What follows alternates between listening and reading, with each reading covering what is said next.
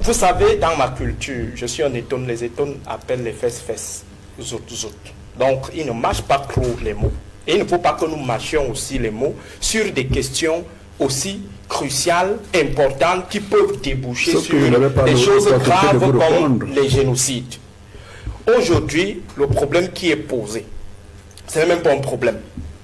La communication autour de cette profanation vise une seule chose: la destruction d'un candidat par l'entremise de la disqualification de sa tribu, parce que dans l'imaginaire de ceux qui sont au pouvoir, ou alors de ceux qui pensent détenir le pouvoir tribal, il faut détruire les ennemis politiques, des adversaires politiques, en attaquant ou en détruisant leur base, leur tribu qu'ils estiment, qu'ils considèrent comme base électorale.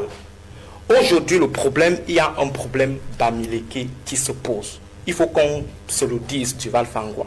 Il y a un problème Bamileke qui se pose. Lorsqu'on attaque Ernest Wandji, ceux qui attaquent Ernest Wandji, vous croyez qu'ils ne savent pas que Ernest Wandji est un héros de l'indépendance du Cameroun? Vous croyez qu'ils sont vraiment convaincus en le disant? Non!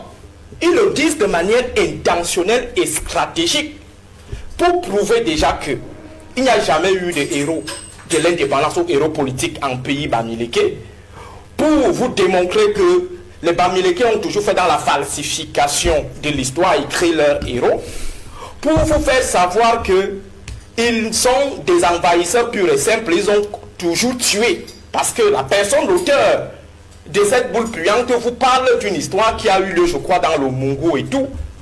Donc ce sont des constructions des cabinets noirs de l'ordre dominant qui visent à atteindre l'adversaire Kamto en attaquant sa communauté. John Frondi a été victime de la même ennemisation de sa communauté, ou alors la bouc émissérisation de sa communauté.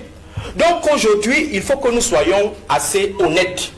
Il faut que nous soyons assez rigoureux dans le langage, ne pas faire dans la langue de bois. Le problème de Wandji qui est posé aujourd'hui n'a rien à voir avec le fond qui est son statut de héros, ou alors son statut de figure emblématique des luttes d'indépendance. Le problème aujourd'hui est celui d'attaquer la communauté de base de Maurice Kamto. C'est de ça qu'il s'agit, Duval. Alors il faut voir, il faut situer la chose dans son contexte. Le contexte est le contexte de Meyo, où il y a eu des événements. Le contexte est celui des jeunes gars qui ont envahi TikTok pour dire qu'ils vont couper les gens d'une communauté avec les machettes, le moment venu. Dans ce contexte, on vient jeter de manière publique, de manière ostentatoire, au vu et au su de ceux-là qui sont des gardiens de la morale, les gardiens de l'État-nation, les gardiens même de l'éthique républicaine. Ils observent comment un individu ou des individus décident d'organiser un débat qui n'a pour seul fondement estimer que ces gars sont des faussaires, ils n'ont jamais eu un héros un jour. Et je crois que le système gouvernant, l'ordre dominant, qui pense être un ordre tribal, est en train de tirer les ficelles en back-office et compte tirer profit de cette situation. C'est-à-dire, on essaye de mettre en avant un récit totalement tronqué parce qu'on va atteindre un objectif spécifique. Je le dis, Duval Fangwa, ces gars qui ont posé le problème du statut de bandit de Ernest Wandji ne sont pas eux-mêmes convaincus de ce qu'ils disent, mais ils sont tout simplement actionnés par le cabinet noir du renouveau qui est en train de préparer les élections présidentielles. Mais pourquoi vous en arrivez à cette conclusion ici? Lorsqu'on a écouté l'auteur de cette sortie, justement, il fondait son argument sur le fait que le Cameroun ait accédé à l'indépendance en 1960 et qu'on ne comprenait plus pourquoi, après l'accession à l'indépendance, certaines figures continuaient à mener une lutte pour une indépendance qui était justement leur objectif. Vous savez expliquer que de ce point de vue-là, des gens qui continuent à mener des batailles à la suite de cette indépendance peuvent avoir d'autres dessins qui n'ont plus rien à voir avec des figures nationalistes. Et ça, c'est le raisonnement qu'ils ont fait. Même si cela a été démontré, et même si cela a été présenté comme un argument. C'est un faux raisonnement, Duval. Moi, je ne voulais pas entrer dans ce débat, ma foi, qui est un non-lieu. La question est simple. Est-ce que lorsque une armée gouvernementale décide de mener des exactions sur le terrain, de tuer les ennemis, est-ce que c'est l'acte de tuer fait de cette armée gouvernementale un contingent de bandits? Le problème, c'est au niveau de la violence. La notion de la force légitime. La force légitime. Ça veut dire en situation d'oppression coloniale, en situation d'oppression néocoloniale, face aux nationalistes qui ont la force légitime. Ce sont les nationalistes qui ont la force légitime. Parce que même quand l'armée tue, en situation de force légitime, ce ne sont pas des étrangers.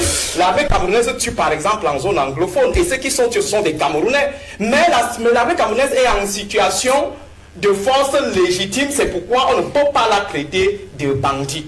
Alors je pose une question simple, Duval. Entre l'armée coloniale, l'armée néocoloniale et l'armée nationaliste qui est en situation de légitime défense. Dès qu'on trouve celui qui est en situation de légitime défense, on saura qui est finalement bandit dans cette affaire. Donc c'est pourquoi je ne voulais pas entrer dans ce débat académique ou ce débat intellectuellement sophistiqué en essayant de vous montrer là où se situe le problème. Le problème, c'est celui que j'ai pointé tout à l'heure, c'est-à-dire que dans la préservation des intérêts à venir en octobre, il faut chercher à fragiliser un candidat à partir de sa communauté parce que dans leur imaginaire, les candidats sont supportés par leur communauté. Et nous vous fait comprendre qu'il y a une fuite de cerveau énorme dans ce pays. Il est revenu là-dessus. Et qui encaisse les fuites de cerveau? Si c'est la responsabilité du pouvoir public de pouvoir fixer la jeunesse. Donc je dis, la démographie reste et demeure un facteur de développement. Il suffit donc de savoir encadrer cette démographie, permettre à tout un chacun d'avoir accès aux opportunités socio-économiques que l'État a le pouvoir de générer. Ce qui n'est pas le cas aujourd'hui. Automatiquement, nos cerveaux s'en vont, ils fuient. Il y a quelques-uns, quelques courageux, comme le docteur Aristide Monod, qui sont encore ici, ils savent ce qu'ils attendent. Donc ça, c'était entre parenthèses. Alors, sur l'état de droit, pas de l'état de droit, c'est très important. Est-ce que vous savez, honorable, savez-vous pourquoi le Cameroun est parti de l'initiative sur la transparence des industries extractives? C'est pour non-respect du code ITIE. Sur deux ou trois incidents. C'est pour non-respect du code ITIE qui voudrait justement qu'il y ait la transparence dans le flux financier de la mise en exploitation de notre potentiel naturel. L'or, le diamant, le pétrole et tout. Il faut savoir l'argent entre par où, ça sort par où, mais le non-respect de la loi, c'est-à-dire la violation de la loi et du code minier, la violation du code ITIE, a fait en sorte que le Cameroun sorte de l'ITIE il y a, je crois, 1 an. Aux 2 ans, aujourd'hui, il est rattrapé parce qu'il a de la peine à normaliser son code minier sans le code ITIE. Ça, c'est le non-respect de la loi. On veut dire qu'en matière de respect de l'état de droit, le Cameroun est loin. Nous sommes dans une pétrolière. Dans une pétrolière, c'est la confusion. Pour vous, monsieur, alors, je dis donc, il faut qu'on avance. C'est pour dire que si on ouvre cette boîte de Pandore ici, on risque de dormir. Alors, le Premier ministre qui donne des recommandations une énième fois, sur la nécessité de développer notre voirie municipale, c'est-à-dire d'aménager notre réseau routier urbain, de rendre nos villes propres, qui sont devenues, n'est-ce pas, les dépotoirs. Yaoundé, moi je vis à Yaoundé, je suis à Yaoundé 3, il faut regarder ce qui se passe là-bas, dans tout Yaoundé. Douala pareil, à dire les villes victimes aujourd'hui sont les références des immondices d'ordures. Les villes victimes sont aujourd'hui, j'ai dit, les voiries municipales sont tenues en mode césarienne. Quand même il faut ouvrir une route quelque part dans une ville, on demande aux populations de contribuer. Parce qu'on veut agir dans un quartier, c'est-à-dire les collectivités territoriales décentralisées, ainsi que d'autres instruments de l'État compétents sur la question, manifestent par un déni de responsabilité, c'est-à-dire personne ne veut rien faire. On peut peut-être comprendre dans un premier temps, la question de fond est posée, parce que la dotation des collectivités territoriales décentralisées est de 15% au minimum. Le plancher est de 15%. Or, elle n'a jamais fait 5% depuis qu'on a dit dotation. Le plancher, c'est 15%. Non, on va dire dans le chiffre. Le dernier dotation. Ça ne fait pas encore les 15% qu'il faut. Au minimum, il n'y a pas de façon. Soit on donne 15% aux collectivités territoriales, soit on ne le donne pas. Quand on prend ça, on met de côté. Je vous ai convaincu aujourd'hui, le budget d'investissement public, vous comprenez, c'est très important de revenir là-dessus. Il faut un minimum de 40% de notre plan de finances qui doit être géré imputé dans le budget d'investissement public. Ce qui n'est pas le cas aujourd'hui. Ça veut dire que même quand bien même les CDT dans les collectivités auraient de la volonté à pouvoir aménager le voirie municipal ou à nettoyer les routes, elles vont poser un problème de non-financement parce que le budget alloué à les dotations aux investissements, les dotations à la décentralisation, la dotation de décentralisation ne tient pas, n'a pas son quota. Et les maires qui sont en charge, ainsi que les super-maires, peuvent présenter cela comme argument. Et automatiquement, on tombe dans cette répétition où on a de la peine à respirer. Vous avez un ami tunisien, demandez-le de venir rendre visite au Cameroun, ça y est, on est Douala. Il va vous demander s'il est arrivé à Douala, parce qu'il ne peut pas se rassurer qu'il est à Yaoundé ou à Douala, ça ne semble à rien, on a honte. Donc je dis qu'ils ont dit qu'ils veulent les mandats. Hein? Vous voulez les mandats, vous voulez le pouvoir honorable. Vous avez voulu la législature, vous voilà assis. Les autres ont voulu la mandature des mairies et autres. Le président voulait le mandat présidentiel. Vous avez le mandat, mais il faut gouverner, poser les actes, et vous avez la ressource disponible. Poser les actes, il faut gouverner, il ne faut pas prendre un mandat, le confisquer, et pour ne rien faire. Et nos villes, elles ont un problème aujourd'hui. Hein? Vous avez voulu le mandat, il y a le mandat. Les voilà, exécutez vos missions. C'est-à-dire, permettez à ce que les Camerounais puissent avoir confiance en l'État. Permettez à ce que les Camerounais puissent être en phase, que leurs aspirations tiennent compte des mobilisations de ressources publiques qui sont engagées. On ne peut donc pas se permettre de continuer à venir là-dessus. Vous laissez m'invectiver comme ça. Non, je ne vous invective pas. Et sans toutefois que puisse réagir. Il n'y a pas d'invective, sinon je vais l'arrêter. Non, il n'y en a pas. Moi, j'ai une question en termes d'invective là. Alors, moi, Kandia, au finish, est-ce que le Premier ministre n'est pas, de façon subliminale, en train de lancer une campagne électorale? Je ne sais pas. Je ne sais pas si le Premier ministre, chef du gouvernement, est en train de lancer la campagne électorale, parce qu'officiellement, la campagne électorale est encadrée par la loi. C'est qu'il serait dans ce cas en train de violer la loi. Parce que j'ai lu certaines analyses et estimé que ce sont des manœuvres préélectorales. Le Premier ministre veut dire, bon écoutez, il y a du travail, nous sommes en train de travailler. D'ailleurs, nous sommes dans des travaux d'urgence. Et d'ici à là, la ville se portera mieux. Ce qu'il faut noter, c'est que ce n'est pas la première solliciter un nouveau mandat pour son champion, peut-être, pourquoi pas. Je ne sais pas. Mais ce qui est constant, c'est que ce n'est pas la première fois que le Premier ministre, chef du gouvernement, frappe le poing sur la table pour les questions d'urbanisation et particulièrement sur la voirie urbaine dans nos grandes villes, et particulièrement Yaoundé, qui est aujourd'hui une ville poubelle. La capitale politique du Cameroun est une ville poubelle. Elle est secondée par la capitale économique du Cameroun, Douala, qui est également une autre ville poubelle. Et c'est dommage que les villes qui auraient dû être des vitrines pour le Cameroun, pour ceux qui entrent au Cameroun, notamment par les aéroports de Simalène, Yaoundé, et par l'aéroport international de Douala, qu'ils entrent dans la ville pratiquement dans l'obscurité. À Douala, quand on entre dans la ville, quand vous venez de l'étranger, vous entrez dans... c'est l'obscurité à Douala. Quand vous entrez, vous vous demandez, vous êtes dans un gros village. Pas de lumière, c'est l'insécurité totale. Voilà le paysage, l'image que donne le Cameroun aux compatriotes de la diaspora quand ils arrivent ici, mais aussi aux pays amis, aux ressortissants de pays amis qui vivent au Cameroun ou alors qui sont de passage au Cameroun. C'est pour dire qu'en réalité, voyez-vous, les dernières élections municipales et législatives, c'était il y a pratiquement 5 ans.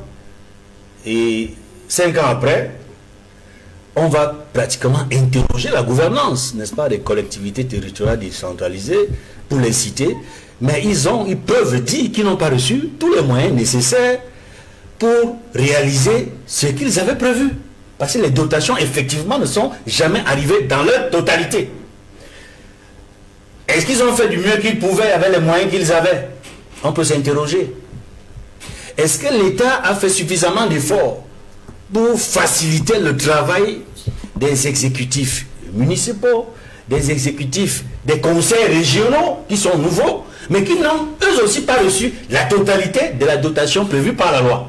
Voyez-vous, nous nous retrouvons là finalement dans un pays où ce qui est prévu par la loi n'est pas appliqué, n'est pas mis en pratique. Et quand je parle de la loi, j'ai la chance d'avoir à mes côtés ici un honorable député, Samuel Motte. Il faudrait bien qu'il nous explique pourquoi quand ils adoptent la loi, quand ils votent la loi, elle est adoptée, elle est promulguée, mais elle n'est pas du tout appliquée.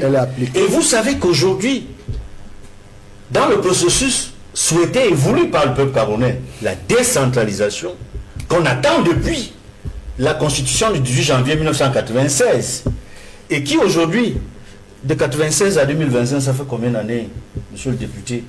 Il a fallu du temps, hein? Et même malgré tout ce temps, la volonté... Sur la loi fondamentale, ça avait été écrit progressivement. Et quand...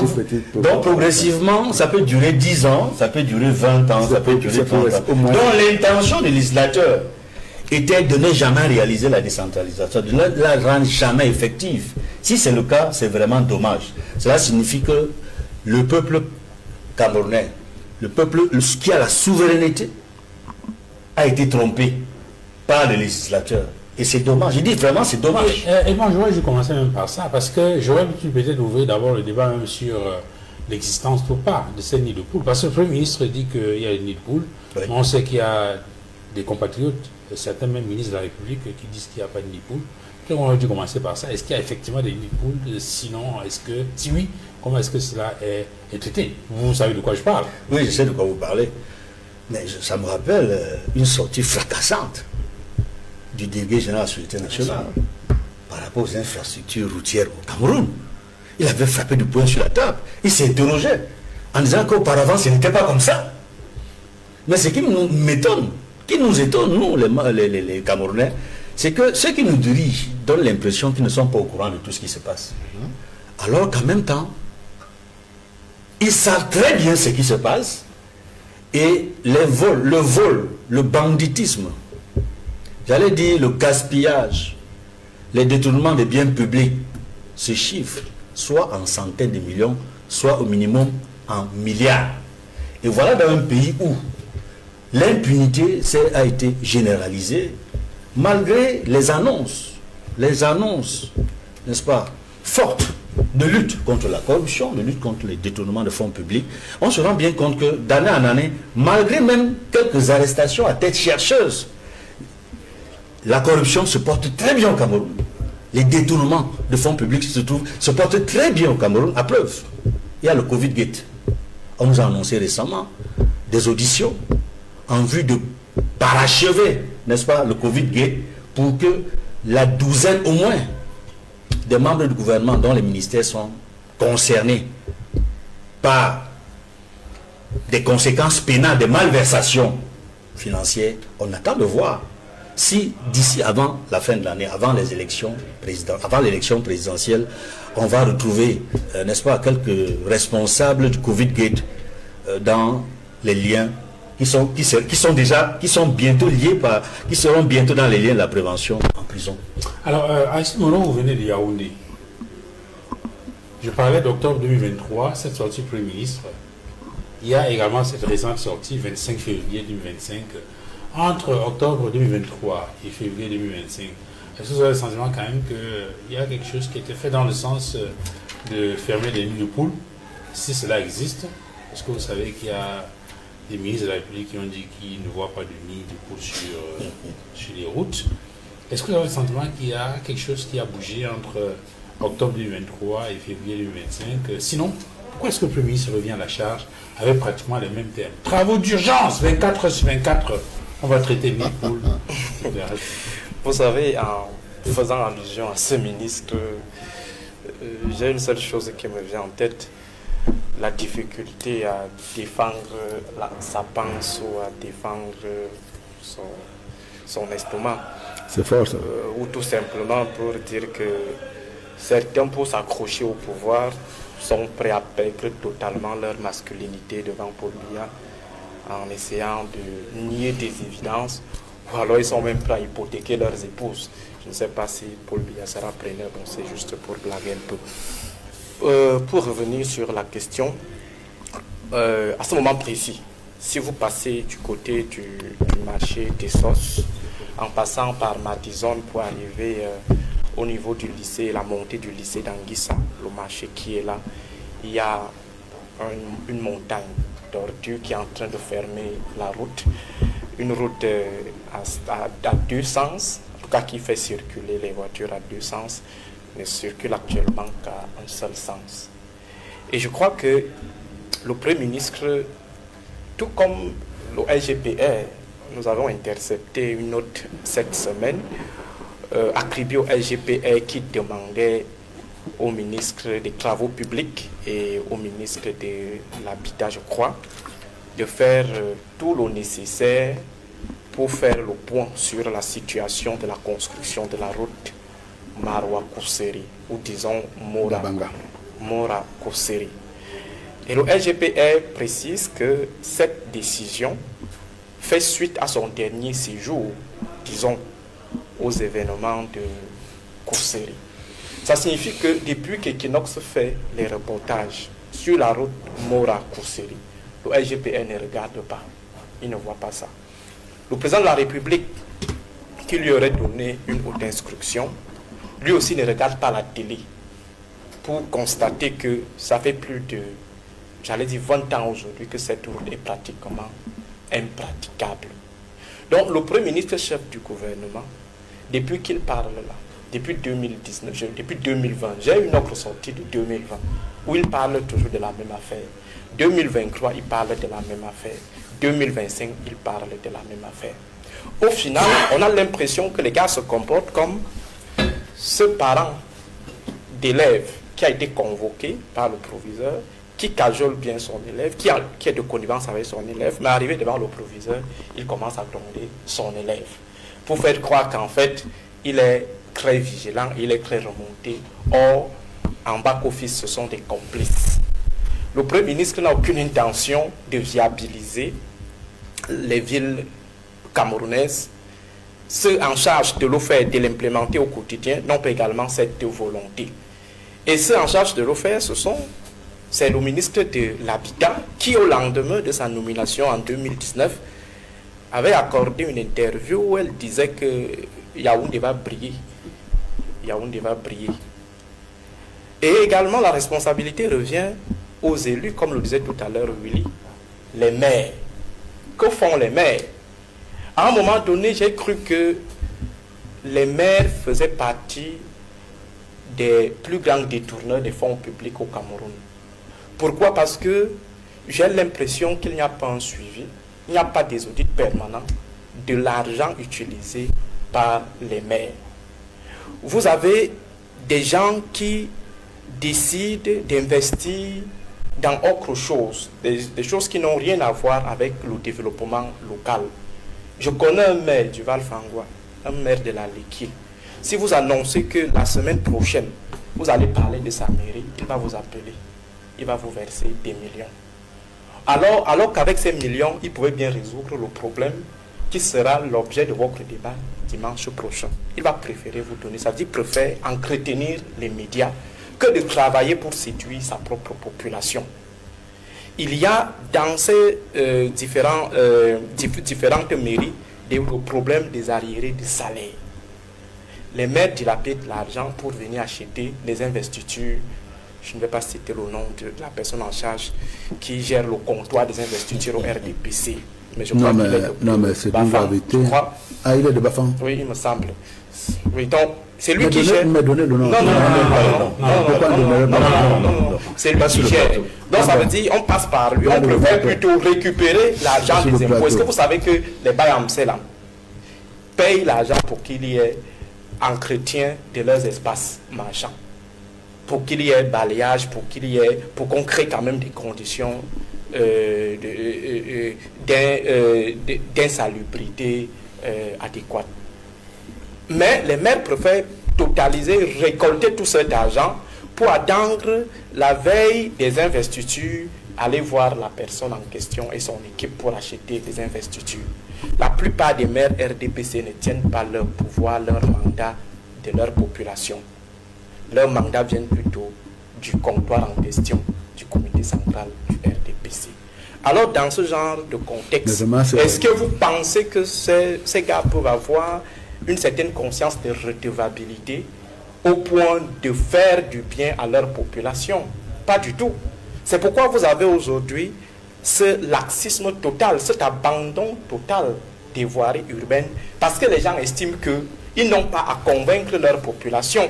Mais je salue quand même, au passage, une mère ici, on m'a parlé d'elle en bien, j'ai fait un tour de ce côté-là, elle s'appelle Kila Fampo. Voilà, qui fait quand même des efforts, contrairement à ses collègues qui ont décidé de piller plutôt les caisses des mairies et d'abandonner les populations dans un état délabrement total ou alors dans des conditions inexplicables. Vous avez, je vous parle de Essos, le marché d'Essos, au moment où je suis en train de parler, je suis passé par là hier. Vous ne comprenez pas. Qu'est-ce qu'il faut aux mairies? Ce n'est pas quand même la sorcellerie. C'est de trouver des espaces où on va verser les ordures. C'est de chercher des camions qui vont souvent porter ça, venir ramasser et aller jeter ça quelque part. Et ils peuvent utiliser, d'ailleurs, dans le cadre de la décentralisation, ils peuvent utiliser ces ordures-là à des fins de transformation comme Isaac le fait aujourd'hui. Mais curieusement, on préfère plutôt investir dans autre chose, comme je le disais tout à l'heure. Au niveau de Yaoundé, je ne sais pas combien de fois le Premier ministre, ce même Premier ministre, il a toujours dit il faut qu'on enlève le monopole, qu'on retire le monopole à Isakam. Je crois également que le problème avait été posé par le même Premier ministre ou son prédécesseur sur le fait qu'on retire aussi le monopole à Eneo. Parce que quand vous vous retrouvez dans une situation de caporalisation unilatérale d'un marché par un seul acteur, forcément vous serez soumis au chantage. Donc ce que le Premier ministre dit aujourd'hui, c'est juste la répétition. Et comme je l'ai dit, c'est ce parent d'élève qui a des connivences avec son enfant. Je veux qu'on revienne maintenant sur le dernier sujet en rapport avec ces questions de mémoire. Alors, il y a, on a parcouru les unes des journaux cette semaine. D'ailleurs, même la presse internationale a fait écho, n'est-ce pas, de cette sortie faite par un homme politique sur un plateau de télévision et qui a traité Ernest Ouandié de bandit, de grand bandit. Alors, la question est celle de savoir si, au regard des éléments qui sont développés par les historiens, on ne peut pas considérer ça comme une profanation quand même assez grave de la mémoire de quelqu'un qui est une figure historique, une figure de l'histoire du Cameroun, et qui a d'ailleurs été réhabilité par une loi, la loi du 16 décembre 1991. Alors, Duval, je ne vais pas prendre la question par ce bout, c'est-à-dire engager un débat sur ce qui ne devrait pas faire l'objet d'un débat. Ernest Ouandié est-il une figure historique? Oui ou non, je crois que c'est une question purement rhétorique, ou alors c'était la provocation pure et simple. Quelque part, je posais la question de savoir si on peut discuter sur le fait que Bonabéry se situe à Douala ou pas. Ou alors la question de savoir si Paul Biya s'appelle Paul Biya ou pas. Je crois qu'on ne discute pas sur des évidences. Et si on ne le fait pas, et qu'on le fait finalement, c'est parce qu'il y a un autre enjeu. Et c'est ce qui devrait normalement nous intéresser. Tout à l'heure, l'honorable Maud s'est fâché et tout. Vous savez, dans ma culture, je suis un étonne, les étonnes appellent les fesses, zout. Donc, ils ne mâchent pas trop les mots. Et il ne faut pas que nous mâchions aussi les mots sur des questions aussi cruciales, importantes, qui peuvent déboucher sur des choses graves comme les génocides. Aujourd'hui, le problème qui est posé, ce n'est même pas un problème. La communication autour de cette profanation vise une seule chose: la destruction d'un candidat par l'entremise de la disqualification de sa tribu, parce que dans l'imaginaire de ceux qui sont au pouvoir, ou alors de ceux qui pensent détenir le pouvoir tribal, il faut détruire les ennemis politiques, les adversaires politiques, en attaquant ou en détruisant leur base, leur tribu qu'ils estiment, qu'ils considèrent comme base électorale. Aujourd'hui, le problème, il y a un problème bamileke qui se pose. Il faut qu'on se le dise, Duval Fangwa. il y a un problème d'Amileke qui se pose. Lorsqu'on attaque Ernest Ouandjé, ceux qui attaquent Ernest Ouandjé, vous croyez qu'ils ne savent pas que Ernest Ouandjé est un héros de l'indépendance du Cameroun? Vous croyez qu'ils sont vraiment convaincus en le disant? Non! Ils le disent de manière intentionnelle et stratégique pour prouver déjà que il n'y a jamais eu de héros de l'indépendance ou héros politique en pays Bamileke, pour vous démontrer que les Bamileke ont toujours fait dans la falsification de l'histoire et créé leurs héros, pour vous faire savoir que ils sont des envahisseurs purs et simples, ils ont toujours tué, parce que la personne, l'auteur de cette boule puante vous parle d'une histoire qui a eu lieu, je crois, dans le Mungo et tout. Donc ce sont des constructions des cabinets noirs de l'ordre dominant qui visent à atteindre l'adversaire Kamto en attaquant sa communauté. John Frondi a été victime de la même ennemisation de sa communauté, ou alors la bouc émissérisation de sa communauté. Donc aujourd'hui, il faut que nous soyons assez honnêtes. Il faut que nous soyons assez rigoureux dans le langage, ne pas faire dans la langue de bois. Le problème de Ouandjé qui est posé aujourd'hui n'a rien à voir avec le fond qui est son statut de héros ou alors son statut de figure emblématique des luttes d'indépendance. Le problème aujourd'hui est celui d'attaquer la communauté de base de Maurice Kamto. C'est de ça qu'il s'agit, Duval. Alors il faut voir, il faut situer la chose dans son contexte. Le contexte est le contexte de Meyo, où il y a eu des événements. Le contexte est celui des jeunes gars qui ont envahi TikTok pour dire qu'ils vont couper les gens d'une communauté avec les machettes, le moment venu. Dans ce contexte, on vient jeter de manière publique, de manière ostentatoire, au vu et au su de ceux-là qui sont des gardiens de la morale, les gardiens de l'État-nation, les gardiens même de l'éthique républicaine. Ils observent comment un individu ou des individus décident d'organiser un débat qui n'a pour seul fondement estimer que ces gars sont des faussaires, ils n'ont jamais eu un héros un jour.